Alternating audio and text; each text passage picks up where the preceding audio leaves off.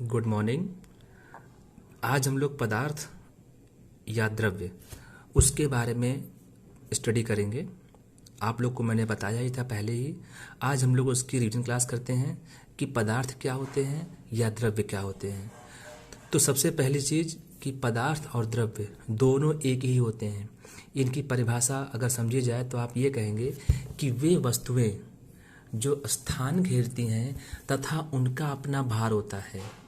वे वस्तुएं जो स्थान घेरती हैं तथा उनका अपना भार होता है उसे पदार्थ या द्रव्य कहते हैं। अब इसकी विशेषता या लक्षण जब पूछा जाए आपसे तो इसमें आप ये कहेंगे कि सबसे पहली बात आती है आणविक स्थान को लेकर। प्रथम विशेषता ये होती है कि किसी भी पदार्थ में आणविक स्थान यानी कि अणुओं के मध्य का स्थान या तो कम होता है या तो अधिक होता है। यानी कि प्रत्येक पदार्थ में आणविक स्थान या तो अधिक होते हैं या तो कम होते हैं और यह कम और अधिक उनकी अवस्थाओं पर डिपेंड करता है।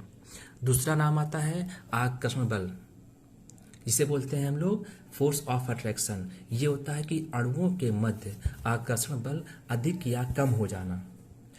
कम या अधिक क्यों होता है? क्योंकि हर पदार्थ की जितनी अवस्थाएं होती हैं, चाहे ठोस हो, द्रव हो या गैस हो, हर पदार्थ की अवस्थाओं की विशेषताएं अलग अलग होती हैं।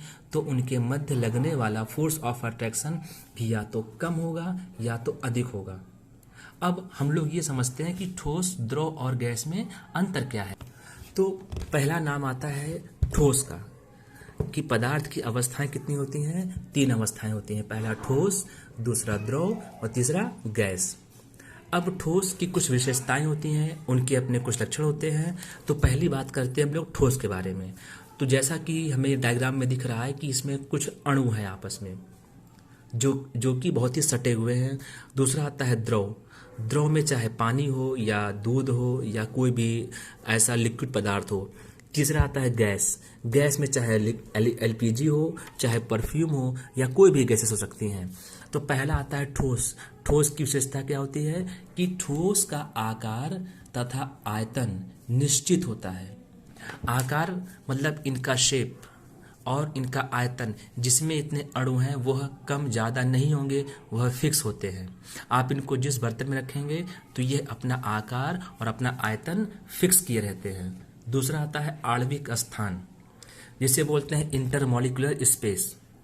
यह सबसे कम और या फिर शून्य होता है। जब स्थान शून्य होगा तो हम जानते हैं कि फोर्स ऑफ अट्रैक्शन सबसे अधिक मात्रा में होती है। फोर्स ऑफ अट्रैक्शन यानी कि आकर्षण बल। अब इसके एग्जाम्पल जैसे पत्थर है, लोहा है, हीरा है, लकड़ी है, सोना है। इसके अलावा भी आप जितने भी नाम लेते हैं, प्लास्टिक है या जो भी चीज़ें हैं, वो सभी क्या होते हैं? ठोस। तो आकार और आयतन होता है निश्चित, आणविक स्थान सबसे कम या शून्य होता है और फोर्स ऑफ अट्रैक्शन यानी कि आकर्षण बल भी सबसे ज़्यादा होता है। और इनका उदाहरण होता है कि पदार्थ इसमें आते हैं लोहा, पत्थर, हीरा, लकड़ी, सोना इत्यादि।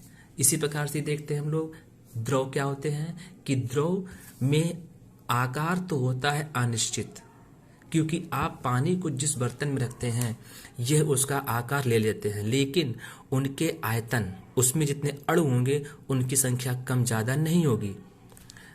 आयतन होता है निश्चित तथा आकार होता है अनिश्चित। फिर आती है बारी कि आणविक स्थान ठोस की अपेक्षा कुछ अधिक होते हैं। ठोस की अपेक्षा इनमें आणविक स्थान अधिक होता है, तो आकर्षण बल यानी कि फोर्स ऑफ अट्रैक्शन ठोस की अपेक्षा कम पाया जाता है।